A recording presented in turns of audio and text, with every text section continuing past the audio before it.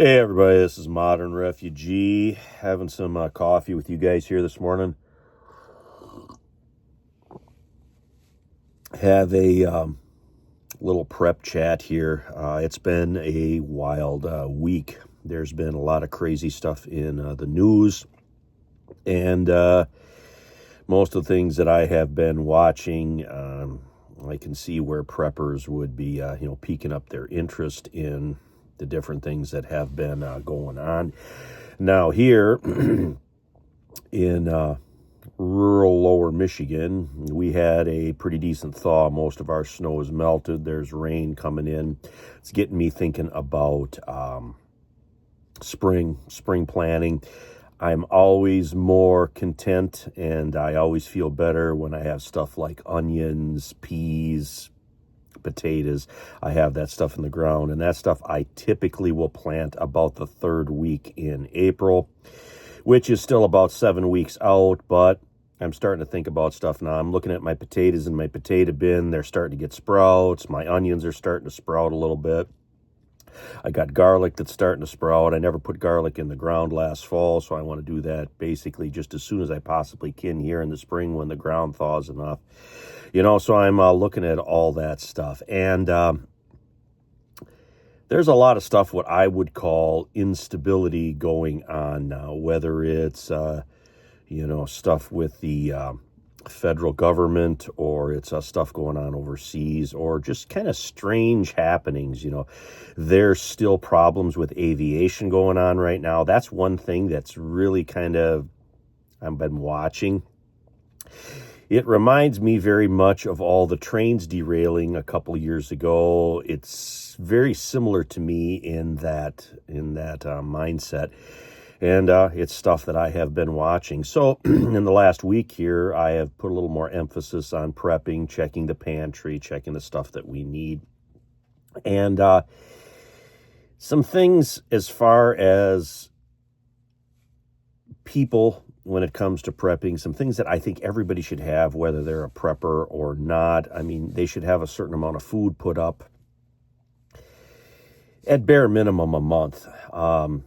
Anything longer than a month up to a year is good. I try to stick around 6 months because I don't have a warehouse to put everything. And, the old timers always went, from season to season. So 6 months carried them through the winter until they could start having some fresh stuff again in the spring. So that's what I basically work on. Water is another thing. You should have access to water, and if you're relying on multiple systems as far as water goes, you don't have some type of either natural source for water or well or anything like that, you should have a certain amount of water storage. If you don't have one, it's the other. It's impossible to store a lifetime's worth of water, so you have to have sources for that stuff. Multiple sources, the better. Shelter, you need to have your home, your domicile, whatever, buttoned up as tight as possible. Protection against the cold in the winter and protection against the heat in the summer.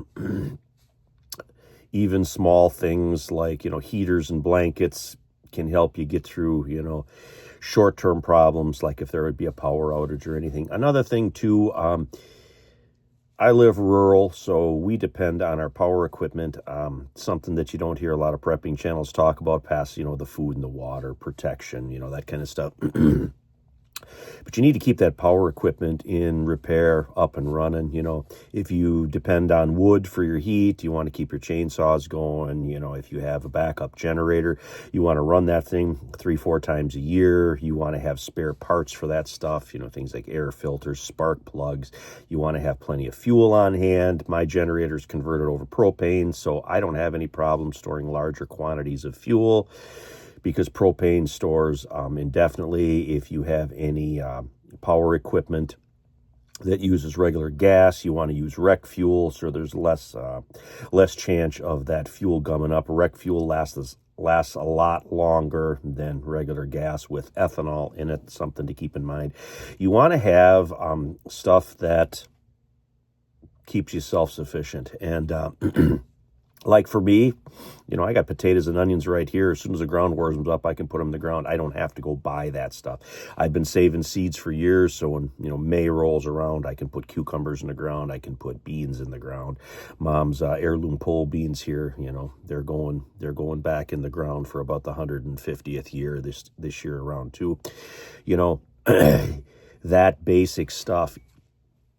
The economic aspect of it, you want to keep your bills paid up. I know that's hard in this day and age anymore, but if you have your bills paid up, that gives you more leeway if something economic happens, job loss, whatever. Of course, always having a little cash on hand is good.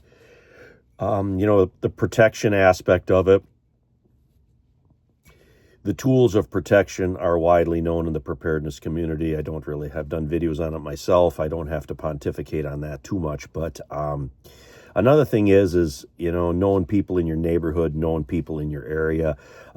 Some people have a tendency to be nosy, and those people are actually really good lookouts. And I've known different people over the years. My mom and dad did too. My grandmother, they would say, so-and-so down the mile. Boy, they always got their nose in everything. Those are the people that you want to go to for information. Local information, who's doing what where, and those local word of mouth type gossipy type people are the ones that are good to tap for information to find out what's going on, because of course they want to tell what they've seen. So that is a very important part of intelligence gathering, is tapping into people that want to tell their story, so to speak. And those are things you got to keep an eye on. Prices here have been more or less stable, but I can see when I get out of our area here, I get into urban areas, I can see where prices are still climbing. Especially on, the stuff people buy every day, protein, fresh vegetables, that kind of stuff. The prices are kind of high right now. Statistically, toward the end of winter is when the prices are the highest, and then when stuff starts coming in, then the prices go down. If you're putting anything up, you want to always do that in season when there's abundance of things. We had our taxes made out, and we got that squared away. So whenever I come into a little extra money and I want to put that money away, or I want to use that money toward prepping, the items that I typically will purchase to keep here are things that I can't make myself. So I won't necessarily put all that money into like food and water. I'll put it into things that I can't reproduce myself. And I'll use a couple of things I talked about here in this video, things like spark plugs. I can't make a spark plug, so I have to have spark plugs here for my power equipment. That kind of mindset. So anything that you can't make, reproduce, have a home remedy for, have some do-it-yourself way of doing it, those are the things that, hey, if I got a little extra money to put up, those are the things that I put up, because I can grow a certain amount of food. I can forage a certain amount of food. I know how to raise and take care of animals. I know people that I can talk to if I want to. I'm going to get myself a few animals to raise here in the backyard or whatever. If things really go off the rails, I have access to those people. I can, work out some kind of deal to get that stuff with those people. But it's the things that I can't make that always I want to concentrate my financial resources on. So it's something that I wanted to talk about, especially this week. This week has been a particular, tumultuous week. Maybe it's just because I had to, take people to different places. So I sat around more watching, what was going on a little bit more than I normally do this week here. But it seems like there's a certain amount of instability in the air, so to speak. And I'm concerned about this summer coming up. And the reason I say that is if you want to foment some type of, civil disturbances or something, I feel that you want to do that in the summer, not in the winter. In the winter, if you shut the electricity off, people are basically just going to freeze in their homes. But if you want to cause some kind of problem, you want to do it when it's hot outside. People don't have any water. They get desperate. They're hot. They go out. They're angry. And then that's when, problems arise. At least that's my, I guess, perspective on the situation. But anyway, just wanted to have some coffee with you guys here today, discuss the previous week and times ahead. It's the Modern Refugee. Appreciate all my subscribers out there. Hope you guys got a little information and a little entertainment out of this video as always. You guys have a good one.